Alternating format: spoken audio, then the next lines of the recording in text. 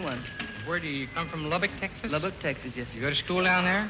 Well, we did until we got out of high school finally. Right after high school you started playing together? Yes, sir, that's right. Your big hit right from the start, or has it been sort of a long... Well, we've had a few rough times, I guess you say, but we've been real lucky getting it this quick. Well, Texas, nice to have you up here. Thank Let's you. have a very nice hand for these Texas records.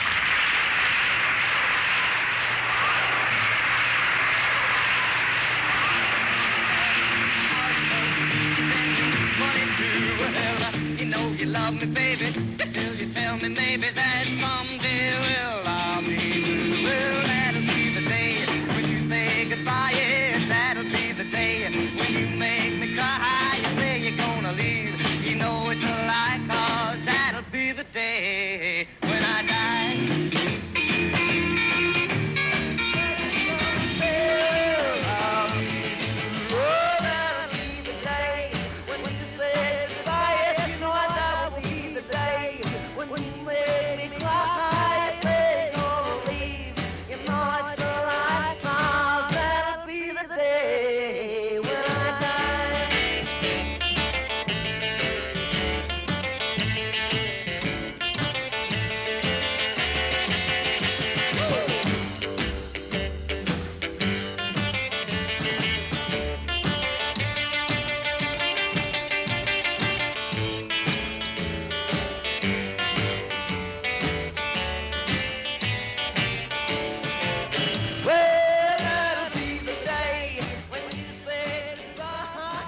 Ik had natuurlijk veel gehoord over Lubbock, Texas.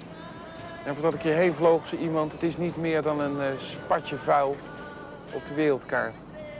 En dat is ook zo. Het is een van de meest uitgewoonde plekken die ik ooit op de wereld ben tegengekomen. En toch is hier Buddy Holly geboren. En eindelijk in 1979 hebben ze besloten hem toe te laten in een uithoek van Lubbock bij de nieuwe universiteit tot de Walk of Fame. En hier staat het Buddy Holly, 1936-1959. Er is ook een standbeeld van hem opgericht. Daar, kijk, staat een magere, lange jongen. En op deze Walk of Fame, op deze rare plek, er zijn ook heel veel mensen bijgezet waar ik nog nooit van gehoord heb. Maar gelukkig, en dat wist ik niet, zijn ook de eerste mensen met wie Buddy Holly samenwerkte erbij gezet. Nicky Sullivan en de leden van de Crickets, Jerry Allison en Joe B. Molden. Eindelijk is hij dan gewaardeerd met zijn vrienden. En wat voor mij het wonderlijkste is van alles, dat op deze uithoek van de aarde de popmuziek werd uitgevonden. Of misschien wel een definitief nieuwe wending kreeg.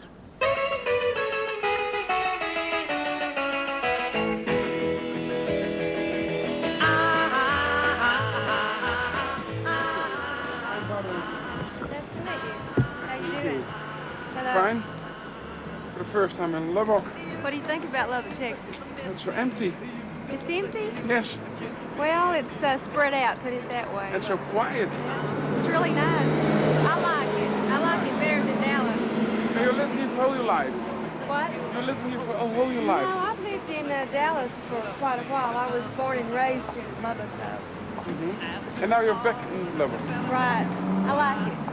It's really a fine place. People are friendly and everything. You've noticed that? Did you meet my dad? No. I know him from the film. I know his face. This is my dad, Larry. Hello. Hello. Boudewijn. Larry Holly. I'm glad to meet you. Glad to meet all of y'all. I gave you the wrong block, but this is it. You're fine. Y'all like to go on in now? Yes. My mother will be here in a little bit. Hello, how are you? I'm a fan of Buddy Holly. Oh, you are? Yeah, I'm a very, very, very big fan, a great fan of your son. Well, thank you. And I think he made a new sort of music in the 50s. It was very new then Yes. in the 50s. Yes, he really did. Uh-huh. But when you hear the music for the first time, what were you thinking then? Well, of course, I enjoy it, and I feel like that Buddy picked up some of his music from me. I used to sing a lot, and fact is, I grew up singing, I sang for a few recording sessions, and I had a twin sister, and we sang together. And up until just recently, I didn't think, well, I knew he was good. And, of course, to me, that's the way any mother feels. Mm-hmm. And but I realize now that he really was greater than I knew or thought. And I like to think that he took a little bit of it from me, because I used to sing. Maybe, baby, I'll have you. Maybe, baby, you'll be true. Maybe, baby, I'll have you. And saw you, your brother playing the guitar the first time. Do you remember that? He got with one of these Maines brothers, the older Maines brothers, and they were playing on the school bus. This other boy would, when they'd ride the school bus out to Acuff, east of town here. And Wayne Maines taught Buddy some chords on the guitar, and Travis, my brother, taught him some chords, and he just started picking it up in various places when he was about 15 years old, 14, 15. And boy, I mean, he grabbed it quick. It just, first thing we knew, he could play and sing old Hank Williams songs. Yes. And do the yodeling and everything.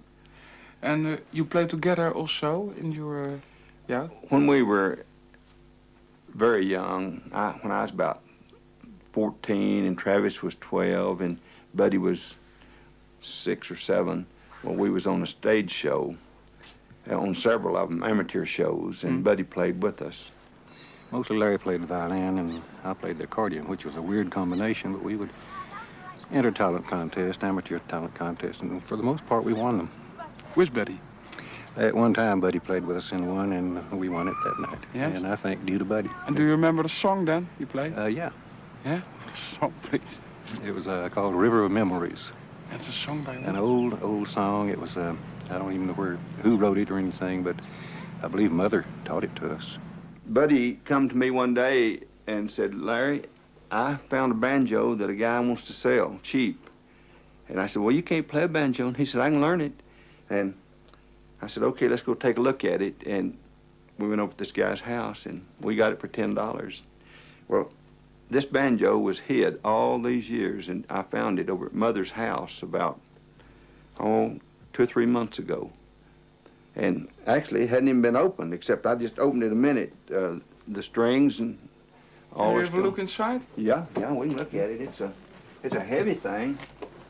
But Buddy got to where he could play it. Let's see if we can get it open. I think there's another one. Yeah, it's just but it's sort of pretty on the back. It's out of tune, and it's just exactly like Could you play the banjo? No, I can't. No? Especially an out-of-tune one. I don't even know how to tune one. No. It's a beautiful one. He's in a beautiful shape, isn't it? Uh-huh. And you could remember playing him on the banjo? I remember him piddling around with it, and he could play pretty good. In fact, he came in one day and said, hey, let me show you something. He sat down at our piano and played Fats Domino's Blueberry Hill, just like Fats. He'd been on tour with Fats Domino. And I said, I didn't know you could play the piano. He said, well, I watched Fats for a while. Ergens, daar in dat huis, zat iemand zo op een gitaartje zijn liedjes te oefenen. En een gedeelte van die banden, van die originele banden, is nog bewaard gebleven. Dat is voor mij fantastisch. Om eens een keer te kijken waar de muziek dus echt een nieuwe wending aannam. Hè. Het slagwerk van Allison, een fantastische gitaar van Buddy Holly. Die andere gitaar van Mol, dat huis. See what it sounds like just for the heck of it. Huh? Did you record it? Good. Okay, it's good.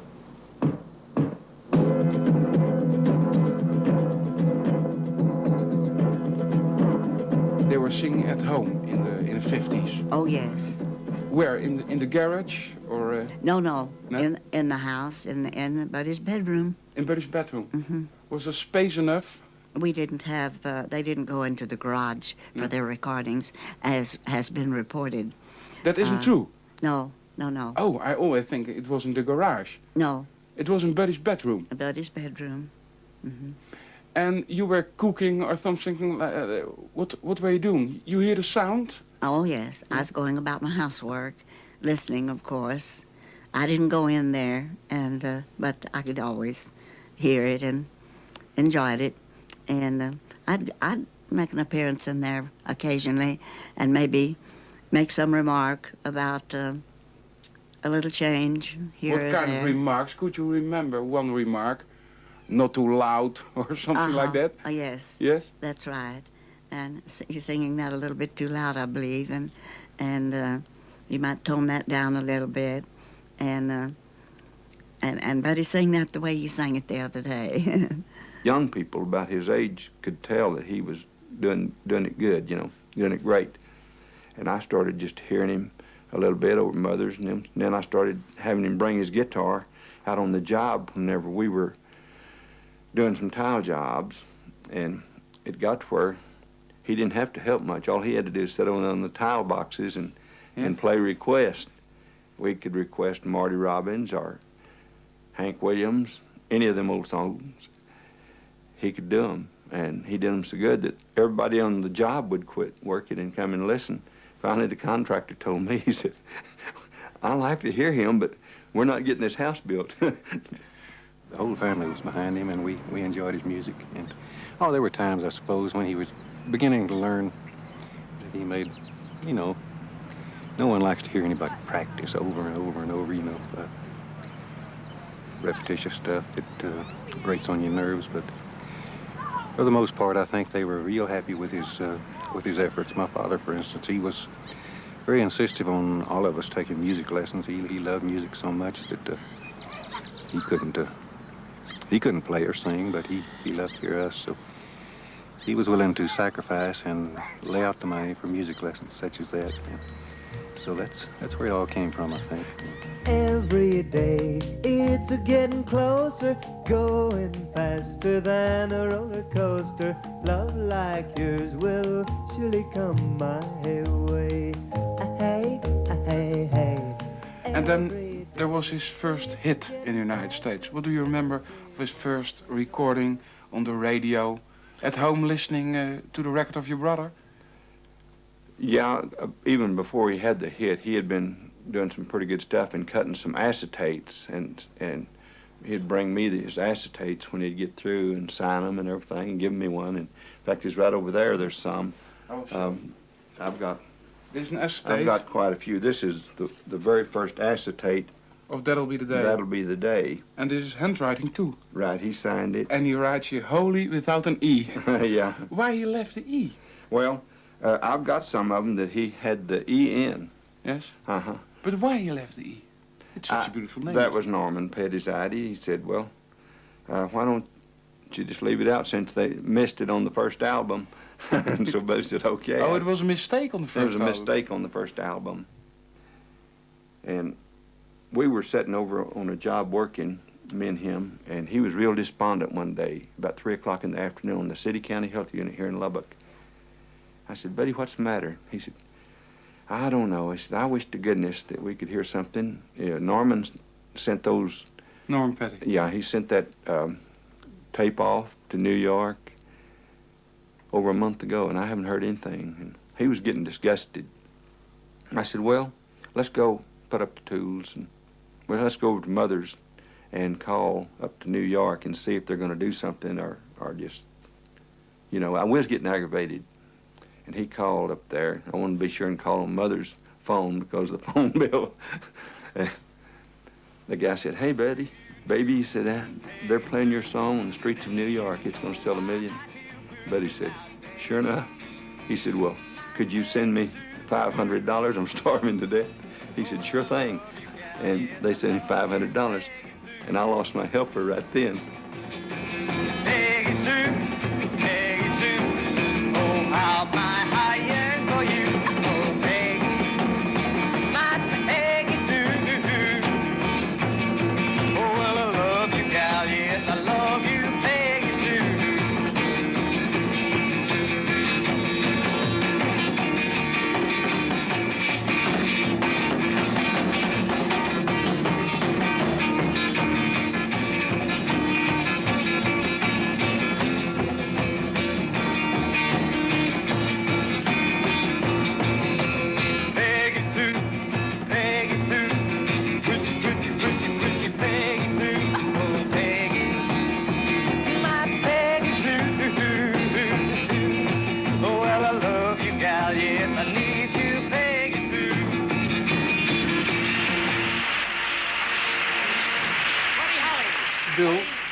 you are the boss of the Buddy Holly Society.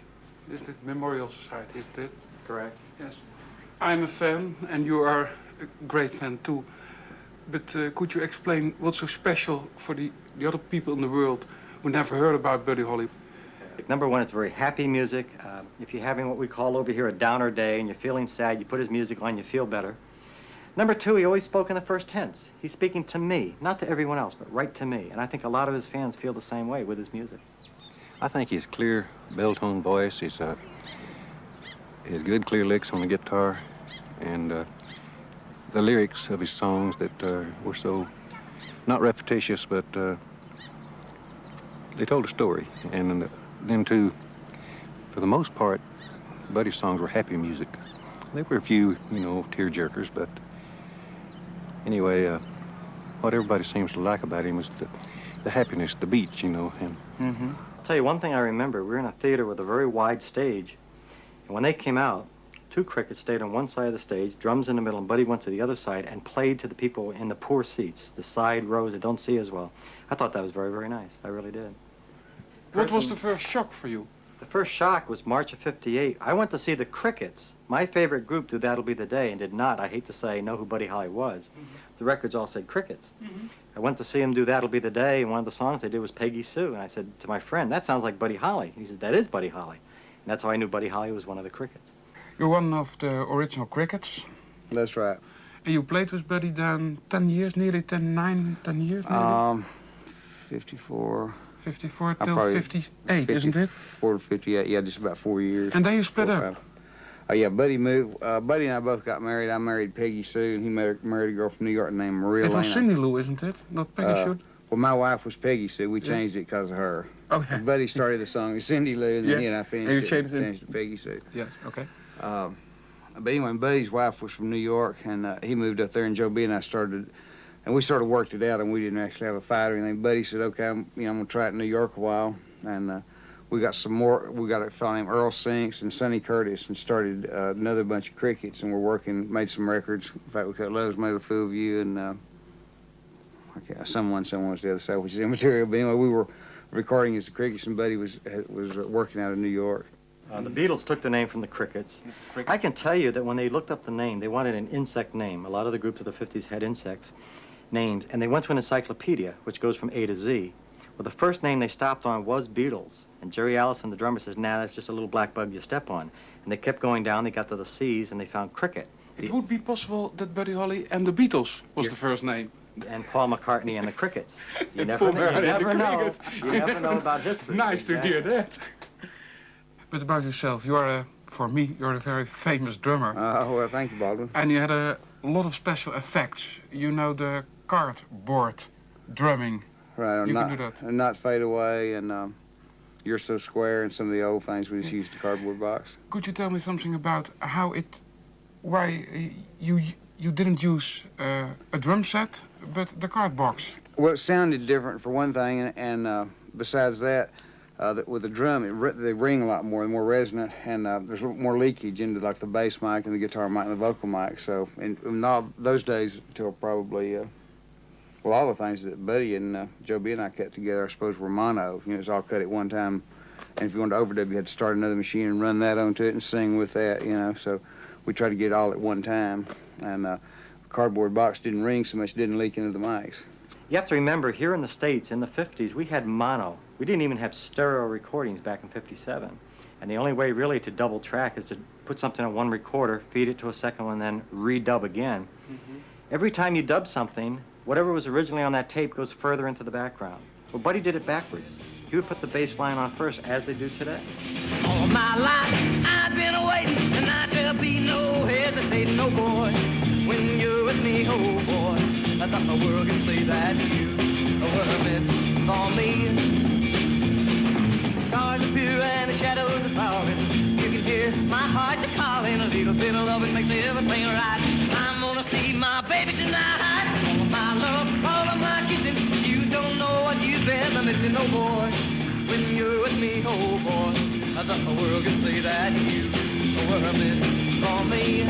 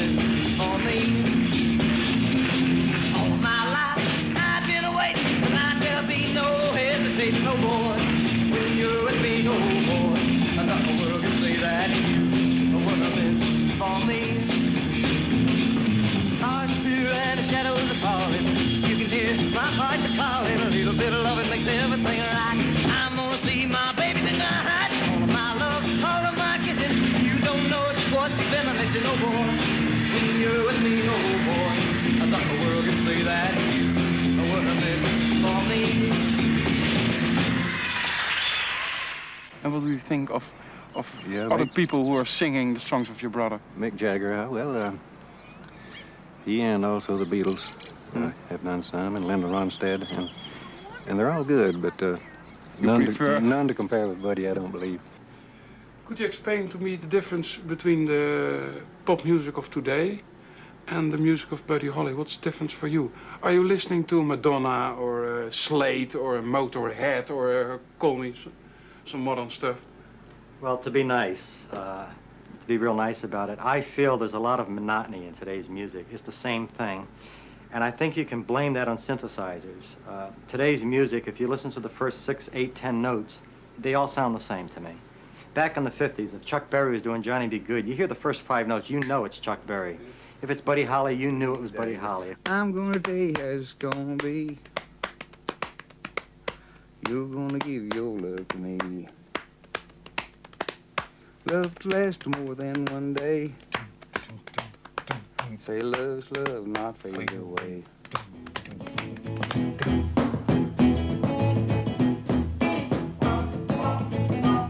Your love for me got to be real.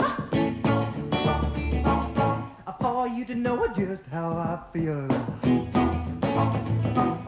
A love for real, not fade away.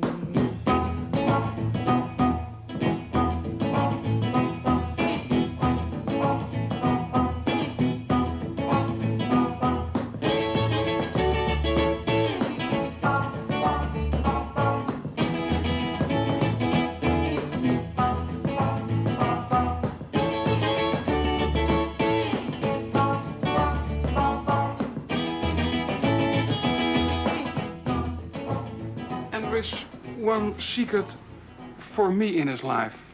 I've talked about a lot of people about Buddy Holly, and he's like an angel for his family, for his mother, for his wife. I've interviewed his wife 6, 7 years ago.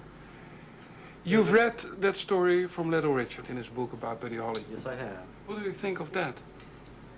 A, I do not believe it.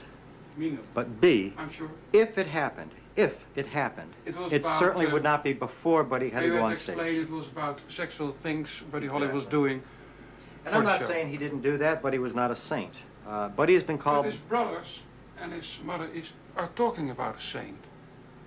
Well, Buddy died at the age of 22, and really did not have time enough to fail, if you will, as a lot of the other artists that went on. To be a devil. Yeah. But Buddy has been called the gentleman of rock and roll. I defy you to find an onstage picture of him without wearing a shirt and a tie. He was always very clean. He made glasses okay to wear on stage. He was deeply religious. He donated money to his church when he was alive. So again, I'm not saying he's a saint, but he's what we call a nice person in the nicest sense of the word. Well, he had a lot of sympathy for other guys. He wanted to help others, and he did help a few.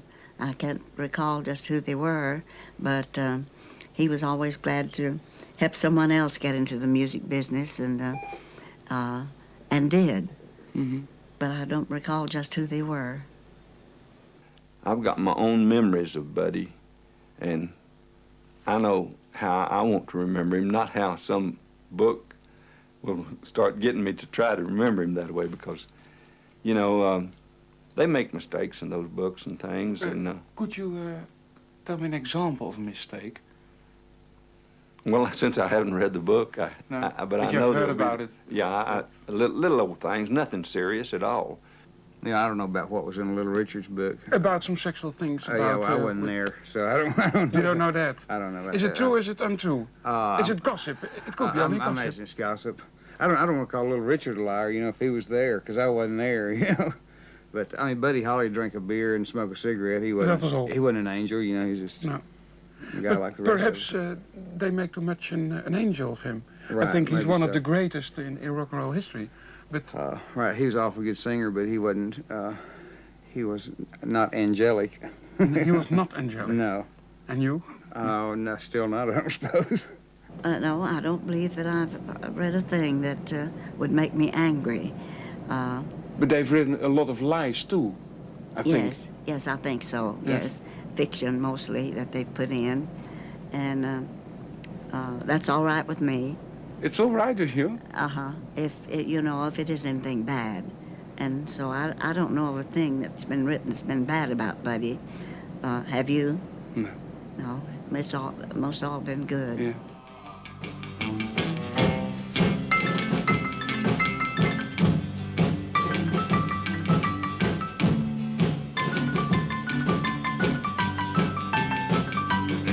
Well, Raymond, it's a crazy feeling, and I know it's got me reeling. I'm so glad that you're revealing your love for me. Rave on and tell me not to be lonely. Tell me you love me only. Rave on to me.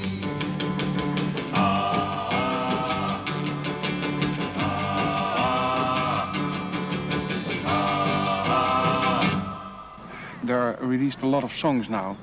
Is there anything in a stock or in a cabin, a new song, you think? Not that I know of. No? You're sure? I'm not positive, but to my knowledge, there isn't. I've heard some new songs. I've never heard that songs. Could you play that songs for me again? No, I don't think so. Unfortunately, I've been privileged to have these, and I've given my word, and because of copyright control and law, I can't. We've been trying for 3 years to get some new albums out of new Buddy Holly material, and as you know now, there is a lot of new material. Once these things are all settled and the problems are settled, MCA Records wants this stuff out, and they will put it out immediately once the problems are settled. Can you say in minutes to me how much stuff in minutes is there, or how much songs in minutes? MCA... I've heard the Mona version. That is 8.5 minutes of a practice session. 8.5 minutes. And I hope they put it complete on an album. MCA has in their vaults enough material for 3 albums. And we know there is more material. There's other things that other people hold, and there is other material out there. There's at least 4 to 5 albums of new material. 4 to 5 4 albums? to 5. Undubbed, alternate takes, and new material in itself. There's a lot.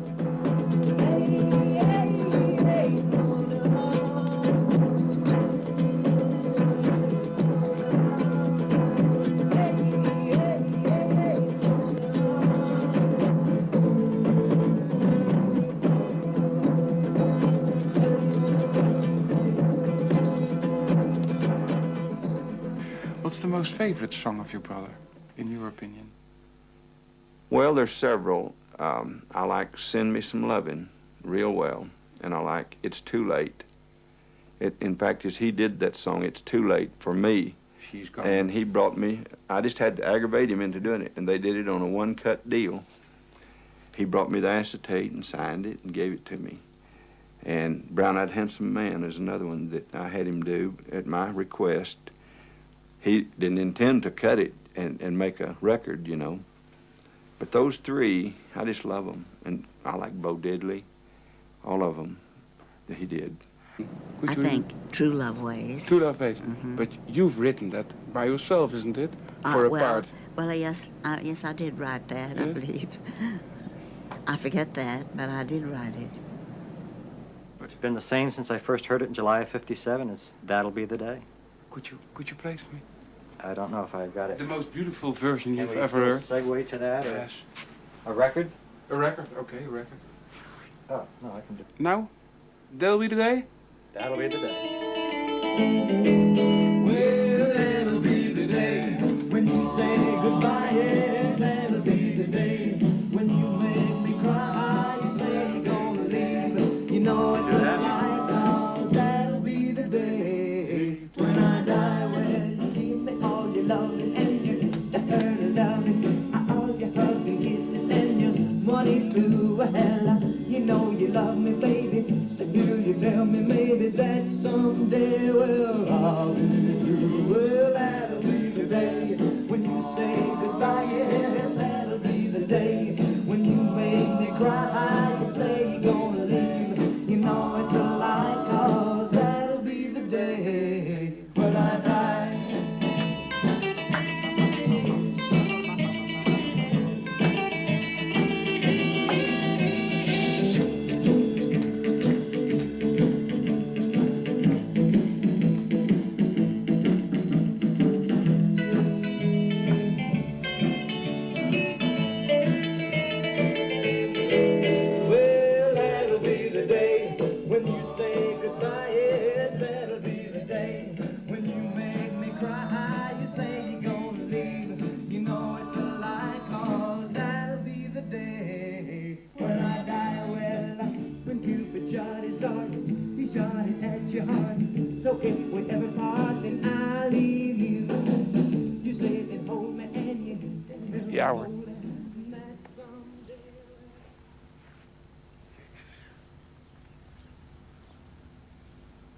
vader.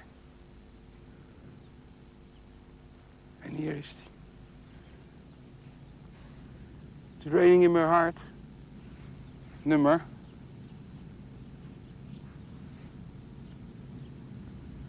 Crying, waiting and hoping. Peggy Sue.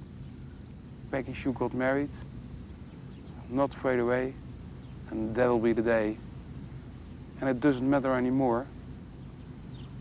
Het laatste nummer wat hij bij zijn leven heeft uitgebracht. In een georchestreerde versie met violen. En it doesn't matter anymore. Het doet er niet meer toe.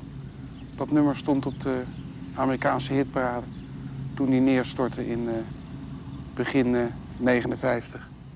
En die begrafenis, het is heel raar geweest.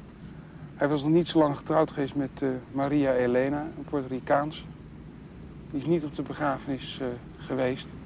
Maar naar verluidt was ze ziek van verdriet. Wat mij hier zo verbaast eigenlijk op dit kerkhof... was er meer opgevallen bij graven van rock'n'roll helden... is dat het lijkt wel of er nooit iemand komt. Het lijkt wel of de rock'n'roll wereld hun helden niet bezoekt. Er is geen grote hoeveelheid met bloemen, geen monumenten. Hij heeft er nog een standbeeld. En ja, ik heb zo'n beetje het idee van... een hele lange reis in mijn kop. Dat die volbracht is. Ik ben naar het graf van Buddy Holly geweest. Ik heb al zijn sporen gezien. En dan sta je hier op dit troosteloze kampement. Dus een graansilo, een rangeerperron en elektriciteitspalen. Misschien is het ook wel beter zo. Hey, Bud.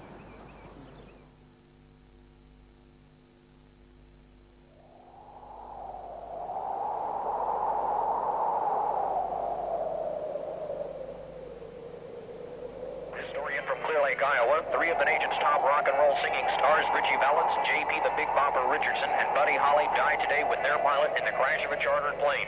Following an appearance before 1,000 fans.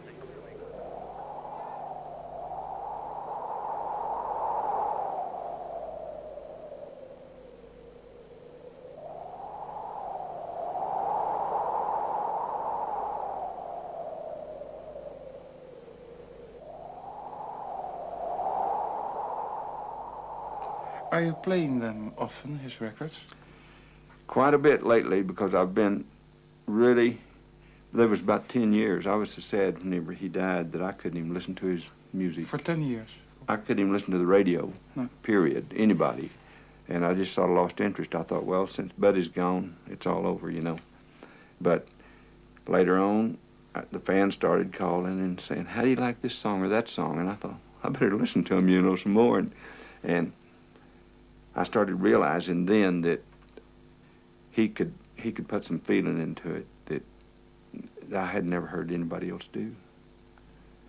And now we've got another one. We was wondering if somebody would ever discover Buddy. And sure enough, he did. They did. Finally, they discovered him. I remember that a good friend of ours, Nicky Sullivan's mother, called and wanted to know if we were listening to the radio.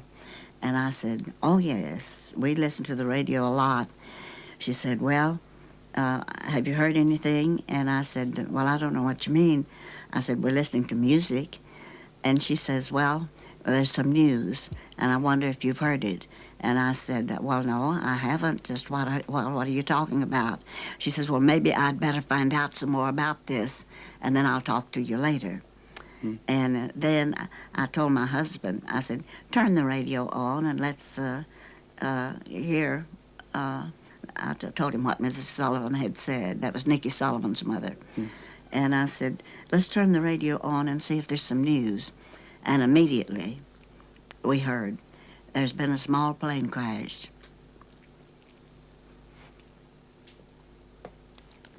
It's hard for me to talk about it even now. It's because that's what came next. They said there'd been a small plane crash in Iowa, and just the minute I heard that, I knew what they were going to tell. And that always makes me cry a little, because that was a sad time. very sad for us. But that's what came. Just the minute we turned the radio on. So there's been a small plane crash up in Iowa. And I knew that's where Buddy was. You know, you knew that? And that's all they had to say. I knew the rest of it. Yes. I didn't even listen to the rest of it. But Yes. of course we heard it later. Yes. But now with all his records are... Oh yes, his records are. We listened to those. Yeah, we gradually, of course, got to where we could listen and take it all in again. But no, those were the moments that were so hard when we first got the news. I will thank you very, very much for this interview. Well, I thank you. And it was a great honor to me to talk with the mother of Buddy Holly. Yes. The rock and roll star. Yeah, okay. Well, I admire your son. well, I hope I've pleased you with my questions, with my answers, and given you what you'd like to hear. I do the best that I can. And thank you very much. Thank you. Okay. I will help you from the chair, please. Yes. Okay. We're through now, are we? Yes, we do. Oh. I'm a little bit heavier than I look. Come on. Yeah, thank you. We're through with this then, And now we go listen to your granddaughter. I certainly hope that I have said something that It's okay. that was all right. Thank you very much. Well, where's my granddaughter? Well, alright, so I'm being foolish. Well, alright, let people know about the dreams and wishes you wish in the night when lights are low. Well, alright,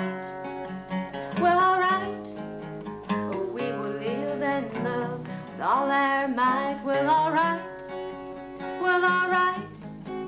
our lifetime love will be alright.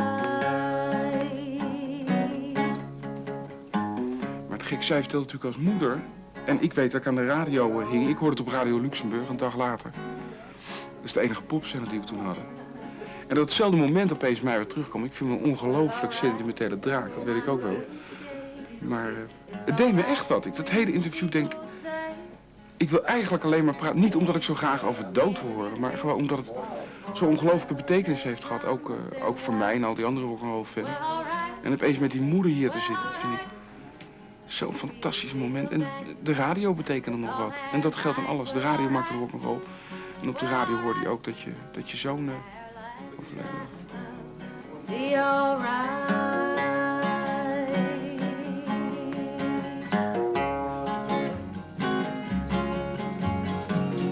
alright. Well, alright, we will live and love with all our might. Well, alright, our lifetime love will be alright.